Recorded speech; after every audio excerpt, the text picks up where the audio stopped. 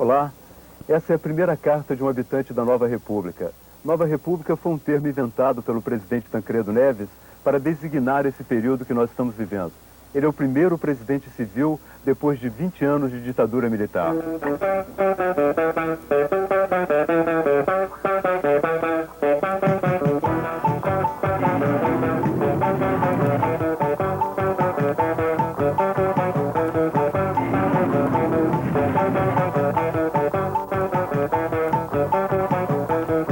Tancredo Neves começa com uma grande carga positiva, que é a alegria popular.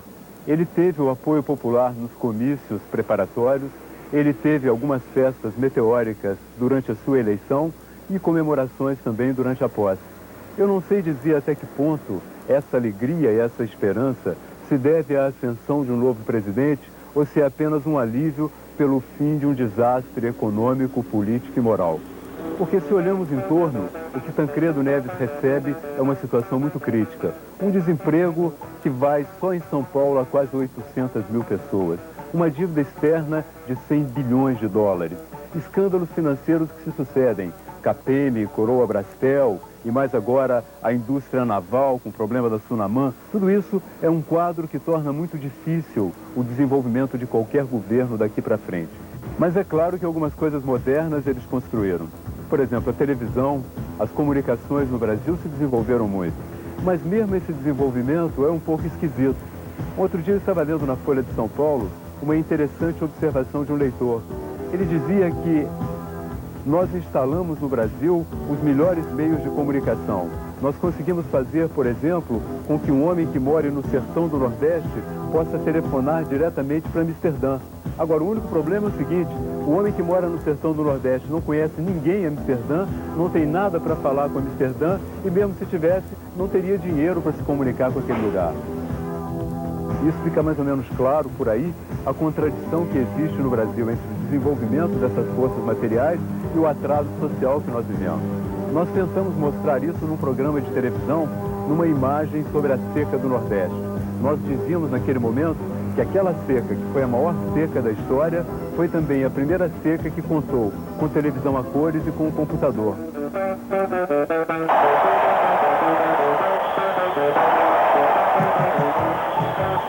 Essas contradições estiveram presentes também no maior acontecimento cultural da Nova República, o Rock in Rio. Foi um acontecimento que envolveu 16 bilhões de cruzeiros de investimento, trouxe ao Rio de Janeiro, ou pelo menos levou ao estádio onde se promoveu o Rock in Rio, 1 milhão de pessoas e também causou uma série de críticas, despertou uma série de críticas de vários setores da sociedade. Crítica de fundo político, dizendo que o Rock in Rio ia trazer uma grande alienação para o país. Uma crítica de fundo moral, dizendo que o rock and roll estava sempre associado a drogas e sexo. O próprio presidente da República pediu moderação. Ele queria que nós fizéssemos uma festa bastante própria e limpa. Ele não queria, talvez, o que acontecia aqui no século passado e que foi muito denunciado pelos viajantes que passavam pelo Brasil. Naquela época, quando os viajantes passavam para o Brasil, eles reclamavam muito das festas populares. Havia muito sexo e muito cheiro de comida nas igrejas, diziam eles. Então o Rock in Rio foi uma festa que procurou ser limpa, que procurou corrigir um pouco essas características do Brasil. Mas o Brasil estava presente também no Rock in Rio com todas as suas contradições. Enquanto as pessoas dentro do estádio cantavam "We are the champions, we are the champions", na rua centenas de pessoas cercaram o Rock in Rio procurando vender coisas. Eram os camelôs que tratavam daquele tema como uma fonte de emprego para eles. E havia também uma série de outras contradições visíveis. Dentro do Rock in Rio, nós podíamos fumar maconha, nós podíamos amar, mais ou menos à vontade, enquanto do lado de fora quem tomava conta era a polícia montada. Isso mostra muito bem que quando você tem 26 mil cruzeiros para pagar um ingresso no Brasil, você conquista a sua cidadania. Do lado de fora está a repressão, está a ausência das possibilidades de desenvolvimento. A questão espacial foi dominante no Rock in Rio. Nina Hagen chegou parecendo que conhecia o código postal de todas as galáxias. Ela dizia que sabia da existência de 35 mil discos voadores que estavam em torno da Terra prontos para nos salvar em caso de desespero. O Scorpions também, o grande heavy metal alemão, chegou numa nave espacial. E a questão espacial também esteve presente no nosso carnaval.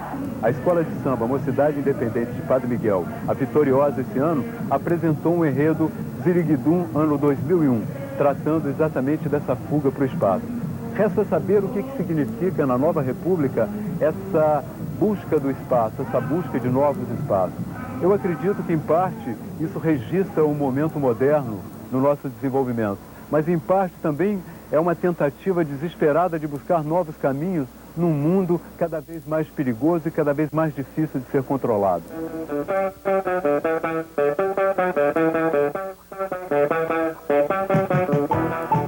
Esse Brasil da televisão, do computador e da seca, o Brasil da comunicação e do interior do Nordeste, o Brasil do Rock in Rio e dos camelôs, o Brasil Bélgica e o Brasil Índia. Como é que Tancredo vai tocar esse Brasil? Essa é a grande interrogação da nova república. Tudo que nós sabemos até agora foi visto na sua viagem ao exterior. Tancredo demonstrou na viagem ao exterior que ele conseguia o apoio de muitos países, mas disse no exterior uma coisa que não foi discutida dentro do Brasil. Ele disse que ia manter a indústria de armamento, fugindo um pouco ao compromisso democrático, uma vez que jamais no Brasil se discutiu a necessidade de nós desenvolvermos mais uma indústria de armamento que já está chegando numa proporção gigantesca. A outra questão da nova república que nos deixa também inquietos é a maneira como foi escolhido o ministério. Ao invés de escolher os melhores homens para os melhores cargos, eles distribuíram os cargos de acordo com as pessoas que chegaram ao poder, de uma maneira tal que às vezes o ministro vai levar 1, 2, às vezes 3 anos para tomar conhecimento da matéria que ele vai dirigir. O ministro da Educação vai levar 1 ano para saber o que é o problema da educação. O ministro das Relações Exteriores vai levar 1 ano para conhecer o problema das relações exteriores. A esperança em Tancredo Neves, a esperança na nova república, vai durar apenas 6 meses. Nesse prazo de 6 meses, nós vamos compreender que não podemos acreditar num governo apenas. Não podemos depositar num governo a esperança de solucionar todos os nossos problemas, porque os nossos problemas serão solucionados por nós. Um PS da Caixa. Um dos símbolos mais interessantes da nova república é o orelhão, o telefone público. E por quê? Porque o novo ministro da Fazenda teve um episódio interessante com o orelhão. Ele é acusado por algumas pessoas de ter participado durante 20 anos da ditadura militar como diretor da Receita Federal. E os seus defensores dizem o seguinte, que ele está passando para o novo governo e isso não é continuismo, porque enquanto ele trabalhava para a ditadura militar, ele ia sempre ao orelhão e passava as informações sobre o governo para as pessoas da oposição. Então, se hoje não temos, possivelmente, se hoje não temos mais informações sobre as torturas, sobre a corrupção, sobre os escândalos financeiros, foi porque acabou a ficha.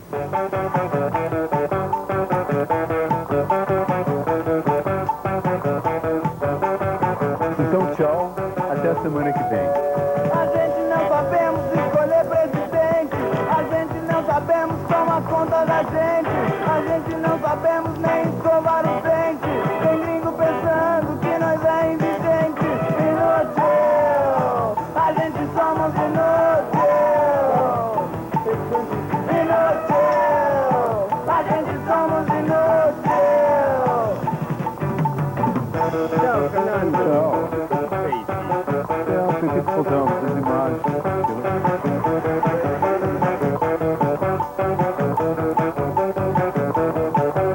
A gente faz carro e não sabe guiar, a gente faz trilha e não tem trem pra botar, a gente faz filho e não consegue criar, a gente pede grana e não consegue pagar. Inútil.